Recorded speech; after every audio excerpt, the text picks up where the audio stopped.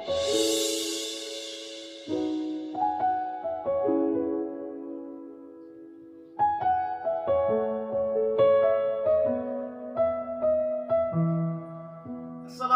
warahmatullahi wabarakatuh. Perkenalkan, nama saya Subhan. Saya adalah mahasiswa PPG dalam jabatan kategori 2 gelombang kedua tahun 2023. NIM 52321110501. Mata pelajaran Al-Quran Hadis, Universitas Islam Negeri Sunan Gunung Jati, Bandung. Pada hari ini, Rabu tanggal 31 Januari tahun 2024, saya akan mempraktikkan pembelajaran untuk memenuhi persyaratan uji kinerja PPG dalam jabatan. Materi kewajiban berdakwah, Quran Surat An-Nahl ayat 125 pada siswa kelas 12 Madrasah Aliyah Negeri 1 Kota Dumai. Assalamualaikum warahmatullahi wabarakatuh. Waalaikumsalam warahmatullahi wabarakatuh. Apa kabar Anda sekalian? Alhamdulillah, luar biasa. Allahu Akbar. Oke Anda sekalian, pada pagi hari ini sebelum kita memulai pelajaran, seperti biasa Bapak ingatkan kembali akan kerapian. Silahkan yang bajunya belum masuk, mohon dimasukkan terlebih dahulu. Dan mungkin di sekitar kita ada sampah, juga boleh dikondisikan. Oh, nggak ada ya, sudah piket tadi? Ya, sangat bersih, tidak ada sampah. Baiklah, berarti pembelajaran sudah bisa kita mulai. Baik, selanjutnya silahkan kepada ketua kelas untuk membimbing pelaksanaan pembacaan doa. Silahkan.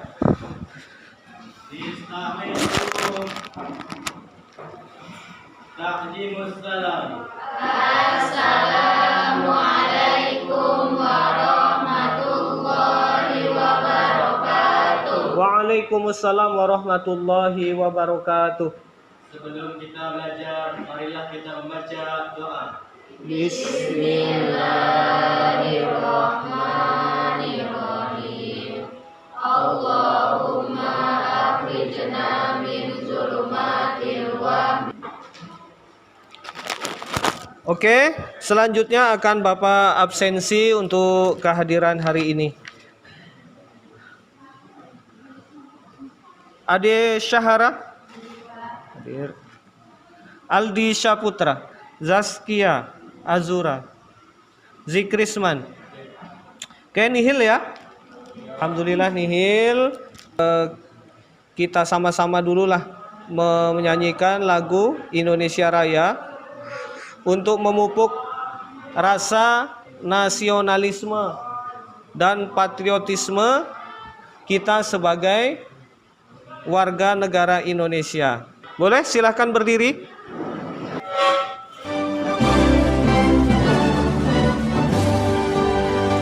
Indonesia tanah airku, tanah tumpah darah.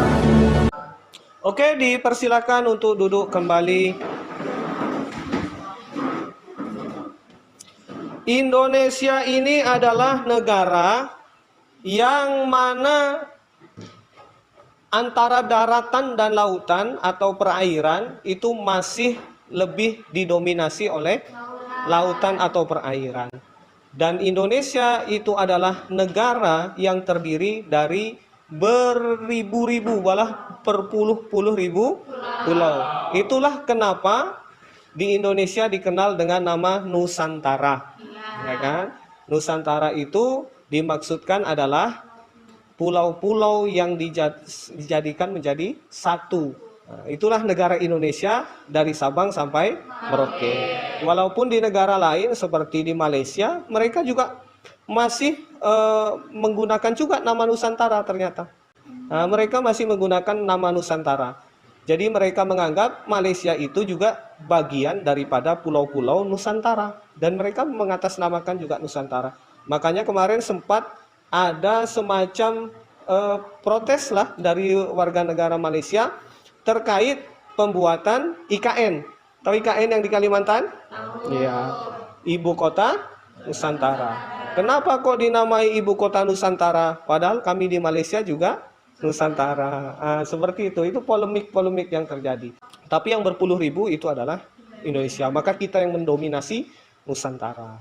Oke, anak-anak sekalian, kita akan melihat video lagi ini. Silahkan kalian simak dengan seksama. Perjuangan orang yang pergi ke sekolah tapi mereka tidak memiliki akses yang baik. Maka dari itu munculkan sikap rasa syukur kita dan juga sungguh-sungguh dalam menuntut ilmu. Karena kita fasilitasnya sudah lengkap. Sedangkan mereka di luar sana banyak yang menuntut ilmu dengan perjuangan. Ya, harus nyebrang sungai dulu, harus melewati tali seperti outbound, tidak ada pengamannya. Dan sekali saja mereka tergelincir, itu nyawa taruhannya. Maka dari itu syukur yang tinggi, yang teramat besar harus kita di bus, ucapkan yang terkena macet untuk di kita. jalan mungkin sudah biasa kamu alami. Namun pernahkah kamu membayangkan jika harus mendaki gunung, menyeberangi sungai, dan bergelantungan di jembatan rapuh untuk sampai ke sekolah? Seperti beberapa video berikut ini yang akan menunjukkan bagaimana perjuangan siswa untuk sampai di sekolah. Bahkan nyawa mereka menjadi taruhannya. Menjaga keseimbangan. Baik, sebelum kita lanjut pembelajaran, Bapak ingin persepsi ya, mengulas tentang materi yang telah lalu. Masih ingat apa materi yang telah lalu yang telah kita pelajari? Tentang apa? Kelestarian alam. Ya, kelestarian alam atau kelestarian lingkungan. Nah, jadi kita ini di dunia memang punya kewajiban melestarikan lingkungan. Kenapa? Karena kita tinggal di dunia, maka kita yang melestarikan. Tapi berbeda. Di antara kita yang melestarikan, kebutuhan kita kadang memaksa kita juga berpengaruh atau berperan merusak lingkungan. Contohnya apa? Rumah kaca itu kebutuhan kita, modernisasi. Tapi secara tak langsung, efeknya nanti kemana kalau rumah kaca? Apa?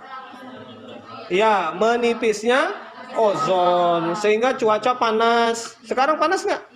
Berapa derajat? 30 ya, 33. Coba nanti kalian lakukan penelitian atau praktek di rumah pakai teflon. Ya, kalian taruh masak telur itu 30 menit insya Allah sudah mata sapi. Tambah 1 menit lagi 31 menit mata kerbau nanti. Baik anak-anak sekalian, itu materi yang lalu. Hari ini Bapak akan menerangkan tentang capaian pembelajaran materi hari ini. Silahkan Anda perhatikan. Ini Bapak buka di LKPD. Ini ada juga PPT-nya, PowerPoint. Bapak buka di LKPD-nya dulu ya. Nanti LKPD nyusul Bapak bagikan ke kalian ketika nanti diskusi kelompok. Nah, ini tujuan pembelajarannya. Peserta didik dapat memahami dakwah dengan hikmah. Itu yang utama. Karena di dalam Quran surat An-Nahl kita akan membahas bagaimana dakwah yang dilakukan dengan hikmah. Itu yang pertama. Nanti kita akan laksanakan diskusi. Yang kedua adalah dakwah secara mau'izah hasanah. Ini yang kedua. Yang ketiga adalah dakwah yang dilakukan dengan perdebatan atau diskusi. Ya. Diskusi yang seperti apa? Diskusi yang baik, ini dia. Diskusi yang baik. Yaitu Quran surat An-Nahl ayat 125. Dengan berdiskusi dalam waktu 30 menit, nanti diskusinya 30 menit, menggunakan metode PBL, yaitu Problem Basic Learning. Yaitu diskusinya dengan mencari atau solusi daripada masalah. Ya, basicnya adalah dari masalah. Masalah itu kemudian kita cari solusinya, dan itulah yang akan memahami nanti kita tentang dakwah hikmah, mau'izah sama dakwah dengan berdiskusi atau perdebatan. Tapi sebelum masuk ke materi, Bapak ini ada tes diagnostik. Silakan diisi, dikasih nama ya. Penelitian ini dia, tes diagnostik.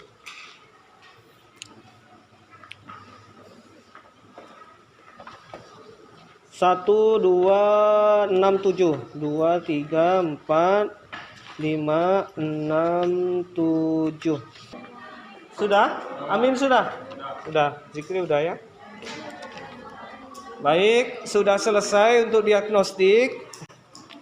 Sekarang silahkan diperhatikan materi.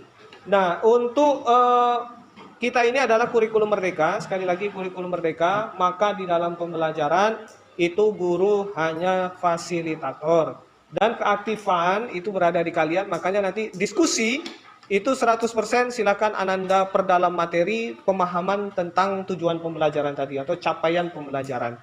Kemudian Ananda diperbolehkan memakai handphone untuk rujukan atau mencari solusi dari problem. Karena di dalam kurikulum merdeka ini ada dikenal dengan diferensiasi, yaitu pembelajarannya berbasis kepada IT. Karena anak sekarang, generasi Z sekarang, kalau belajarnya itu tidak dikaitkan dengan internet atau tidak dikaitkan dengan teknologi, tentu sayang teknologinya gitu. Maka dalam pembelajaran juga harus ada sistem yang seperti itu. Kemudian nanti itu akan membuat siswa menjadi nyaman karena sesuai dengan zamannya, sesuai dengan eranya. Oke ya, yaitu kurikulum merdeka. Silakan disimak.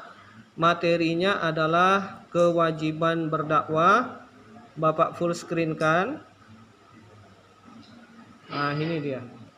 Kewajiban berdakwah, Quran surat An-Nahl ayat 125. Ini ayatnya. Bismillahirrahmanirrahim. Ud'u ila sabili rabbika bil hikmati wal mau'izatil hasanati. Nah, ini mufradatnya, arti kosakata. Seperti pembelajaran yang telah lalu juga Bapak sampaikan, ini merupakan kata-kata yang dipilih untuk mewakili kata kunci daripada Quran surat An-Nahl 125. Hafal ini insya Allah kalian hafal maksud daripada An-Nahl 125. Ud'u serulah, al-mau'izati dan nasihat, wajadilhum dan debatlah mereka atau diskusilah dengan mereka, dolla tersesat. Arti ini arti daripada ayat. Serulah kepada manusia, serulah manusia kepada jalan Tuhanmu dengan hikmah dan pengajaran yang baik, dan berdebatlah dengan mereka dengan cara yang baik. Sungguhnya Tuhanmu dialah yang lebih mengetahui siapa yang sesat dari jalannya, dan dialah yang lebih mengetahui siapa yang mendapatkan petunjuk. Nah, ini kandungannya, bahwasanya ayat ini menunjukkan kewajiban berdakwah. Siapa yang wajib berdakwah? Kita semua dengan porsi kita, dengan jabatan kita, dengan pekerjaan kita. Nah, yang paling baik sekarang adalah dengan cara menggunakan teknologi, ya, media sosial. Semua orang mempunyai akses untuk ke sana. Yang kedua adalah menunjukkan bahwa Allah memberi beberapa alternatif metode dakwah. Boleh nggak sanggup hikmah dengan mau'izah, tak bisa mau'izah dengan jadilhum. Dan yang paling berat adalah mau'izah, jadilhum atau hikmah. Berat semua. Ya, tapi untuk untuk spesialis biasanya jarang yang bisa berdebat. Berdebat itu khusus biasanya. Banyak orang berdakwah dengan mau'izah dan menggunakan hikmah, tapi yang menggunakan jadilhum hanya sanggup beberapa ulama di karangan kita, kan itu. Lalu apa yang harus kalian nanti diskusikan? Ini Bapak buka ininya. Bapak buka LKPD-nya. Baiklah, kalau seperti itu silahkan berkumpul sesuai kelompoknya. 1, 2, 3, 4. Silakan. Ya, yang 1 sini, 2 sini, 3 sini, 4 sini. Selanjutnya kelompok 3. Ini LKPD-nya. Ini kelompok 4. Ditulis nama, jangan lupa, silakan. Oh ya, boleh pakai handphone ya. Enggak apa-apa.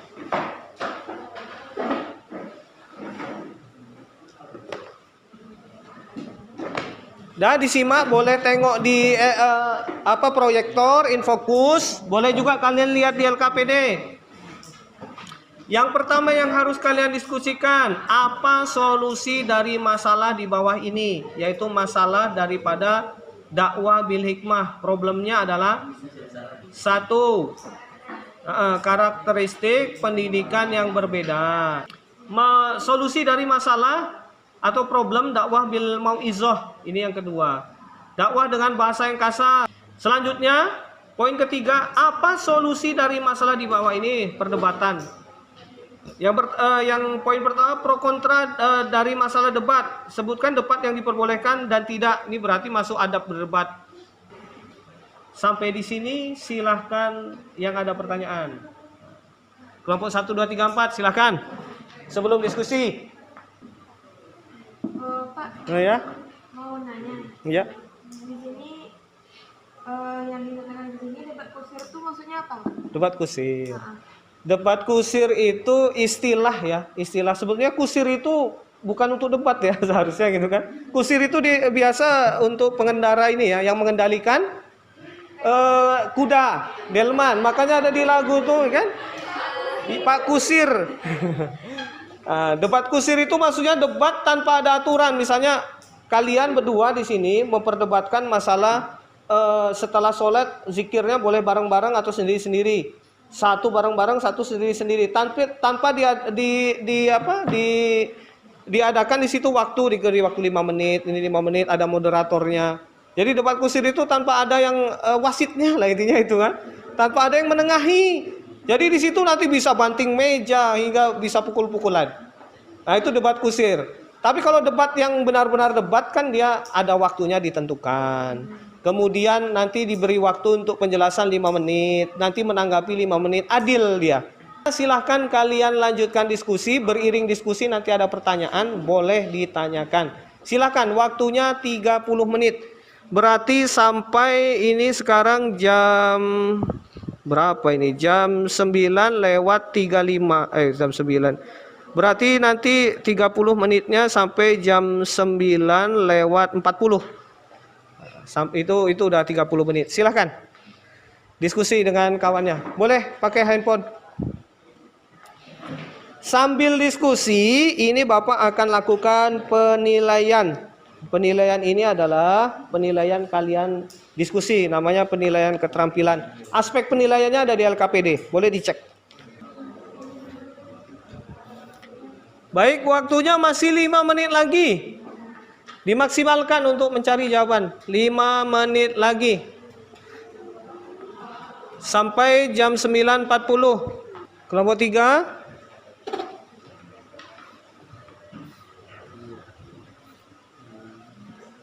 Debater juga. Siapa debaternya? Hasil diskusi kalian. Yang diskusi. Ulama yang mumpuni, biografinya tuliskan. Mumpuni dalam debat. Tanya, silahkan kelompok 4. Sekarang kan berdakwah banyak menggunakan media sosial, Pak. Ya. Pasti setiap dakwah itu pasti banyak tantangannya atau ada tantangannya, Pak. Jadi apa sih tantangan orang berdakwah menggunakan media sosial? Tantangannya. Iya. Oh, ini masuk materi nggak? Apa kelompok lain ada yang punya jawaban? Tantangannya ketika kita berdakwah menggunakan media sosial. Apa? Ya, pertama. Sepakat tuh ya? Dihujat. Sebaik apapun dakwah yang kita lakukan, pasti nanti tengok di YouTube itu, kolom komentarnya ada yang pro, ada yang kontra. Itu tantangannya. Makanya UAS itu pernah mengatakan, saya itu tak pernah mau baca komentar orang di kolom komentar YouTube-nya, nggak mau. Kenapa? Emosi saya. Makanya biarkan saja udah, yang menerima ambil, yang tak terima ya sudah. Oke, diskusinya sudah selesai. Sudah selesai ya. Baik, kalau sudah selesai, selanjutnya kalian akan mempresentasikan hasil diskusinya. Nanti perwakilan boleh satu kelompok 2 orang ya, atau maksimal 2 orang lah. Nanti ke depan silahkan kalian untuk mempresentasikan hasil diskusinya. Siapa kelompok 1 yang mewakili? Boleh. 1 membuka ya. Yang 1 membuka. Assalamualaikum warahmatullahi wabarakatuh. Waalaikumsalam warahmatullahi wabarakatuh. Kami dari kelompok 1 akan mempresentasikan hasil diskusi kami. Membacakan resultat. Solusi dari karakter pendidikan pendidikan yang berbeda, yaitu harus sesuai dengan audiens atau memberikan dakwah dengan penggunaan bahasa yang menyeluruh yang dapat dipahami semua orang dari berbagai latar belakang pendidikan. 2. Solusi dari karakter, budaya, dan bahasa yang berbeda, yaitu ketika berdakwah kita dapat menggunakan bahasa yang dipahami semua orang. Contohnya menggunakan bahasa Indonesia yang baik dan benar. 3. Solusi dari karakter dari sastra sosial yang berbeda, yaitu memberikan keamanan akses bagi audiens yang mendengarkan dakwah dan tidak membeda-bedakan seseorang melalui latar belakang ekonomi. Assalamualaikum warahmatullahi wabarakatuh. Waalaikumsalam warahmatullahi wabarakatuh. Kasih aplaus untuk kelompok 1. Jelas ya? Semua aspek tadi ada. Aspek nomor 1 3 aspek, nomor 2 3 aspek, nomor 3 3 aspek, semuanya ada. Mau ISO ada contohnya, HIMA ada contohnya, dan semua juga ada contohnya. Yang terakhir tempat juga tadi ada contohnya. Jadi nggak termasuk lengkap untuk penilaian, nanti akan bawa berikan penilaiannya bukan hanya dari penampilan dan isi, nanti ada juga kerjasama dan lain sebagainya. Oke, selanjutnya kelompok 2 silakan yang mewakili. Siapa? Oh, Desti dengan Muarda, silakan. Assalamualaikum warahmatullahi wabarakatuh. Waalaikumsalam warahmatullahi wabarakatuh. Kami dari kelompok 2 ingin mempresentasikan hasil dari kelompok. Yang kedua, apa solusi dari masalah di bawah dengan dakwah bil mauzi'ah hasanah? Yang pertama, dakwah dengan bahasa yang kasar. Sebutkan satu tokoh pendakwah dengan bahasa yang baik, yaitu dakwah dengan bahasa yang lembut, tidak menyinggung para audiensnya, contohnya Hanan Ataki. Yang kedua, dakwah yang menjelekkan suku dan ras lain. Sebutkan satu tokoh pendakwah yang memiliki sifat tasamuh, yaitu Habib Ja'far. Yang ketiga, dakwah yang menjelekkan agama lain. Sebutkan satu tokoh pendakwah yang memiliki sifat tawasud, yaitu Adi Hidayat. Sekian presentasi dari kami. Kami akhiri dengan Assalamualaikum warahmatullahi wabarakatuh. Waalaikumsalam warahmatullahi wabarakatuh. Kasih aplaus kelompok 2. Lengkap juga dari ada Hanan Ataki, Hanan Ataki, ada Habib Ja'far. Tapi untuk debatannya masih sama Zakir Naik, favorit. Oke, kelompok 3 silakan. Siapa yang mewakili?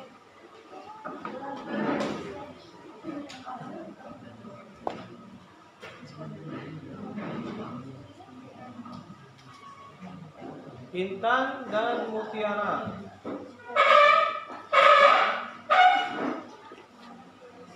Assalamualaikum warahmatullahi wabarakatuh. Waalaikumsalam warahmatullahi wabarakatuh. Kami akan membacakan hasil diskusi kami yang dibacakan oleh Moti. Yang pertama, apa solusi dari masalah di bawah dengan dakwah di hikmah? Yang pertama, karakteristik pendidikan yang berbeda. Pertama, selalu bersikap ramah pada peserta, pendengar. Yang kedua, tidak menyalahkan peserta jika belum mengetahui apa yang sebenarnya terjadi. Yang ketiga, selalu menawarkan bantuan karena pastinya setiap pendengar perlu bantuan dari itunya pendakwahnya.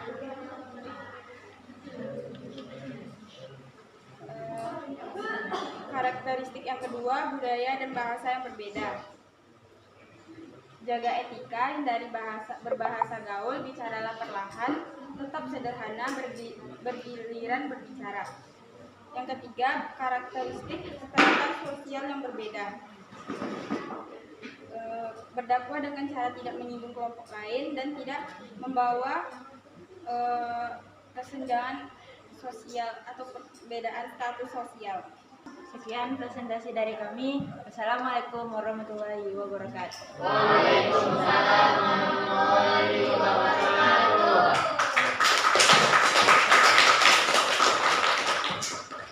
Oke, selanjutnya kelompok 4.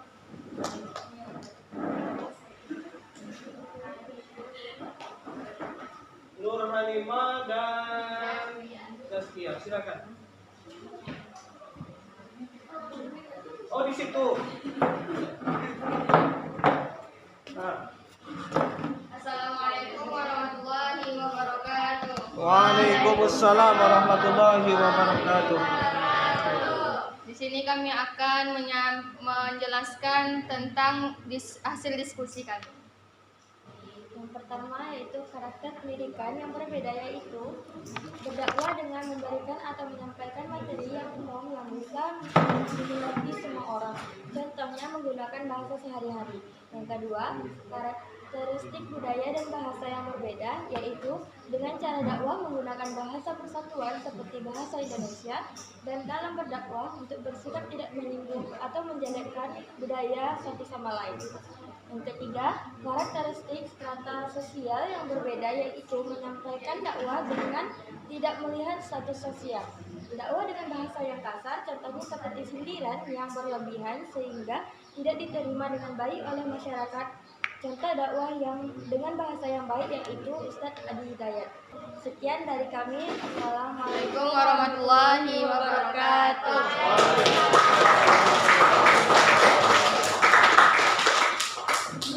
Baik, kelompok 1 sudah. Tadi 3 jawab, 3 bahan diskusi dan karakteristiknya terjawab semua. Kelompok 2 juga demikian. Kelompok 3 juga demikian, dan kelompok 4 tadi juga semua permasalahan atau problem yang diberikan sudah ada solusinya. Jadi kasih aplaus untuk kita semua.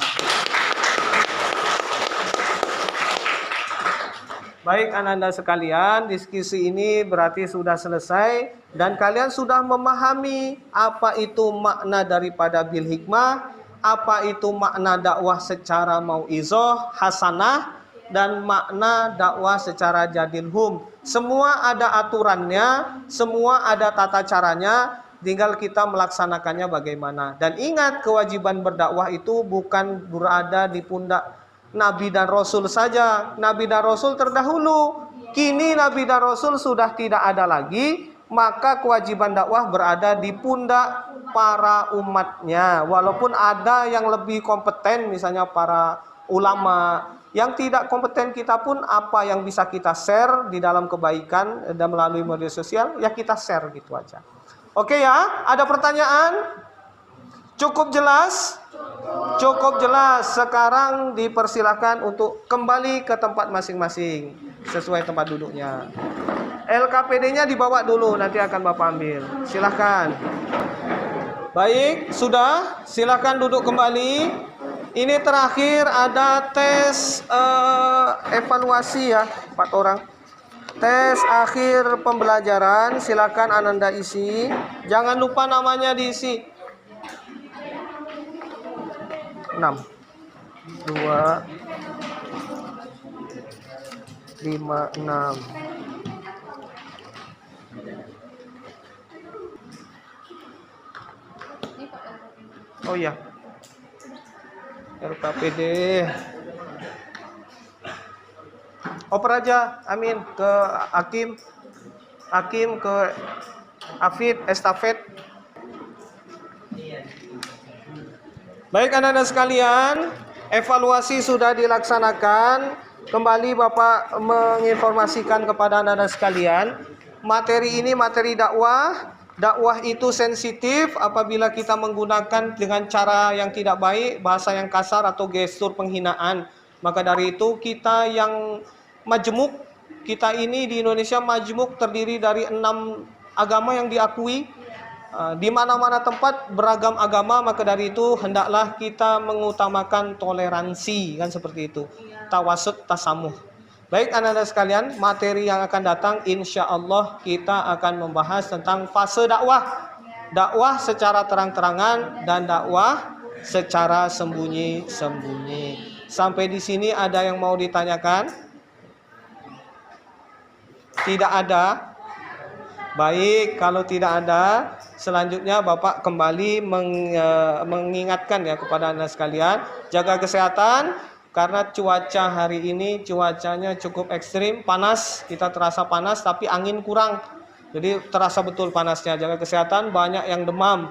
banyak orang yang sakit demam. Kemudian kalian juga sebentar lagi mungkin akan melaksanakan rangkaian ujian di kelas 12. Ya, tetap jaga kesehatan, banyak-banyak belajar dan mengonsumsi vitamin jika perlu. Mungkin itu saja untuk pelajaran pada kali ini. Mari sama-sama kita mengakhiri pelajaran hari ini dengan membacakan hamdalah. Alhamdulillahirabbil alamin. Assalamualaikum warahmatullahi wabarakatuh.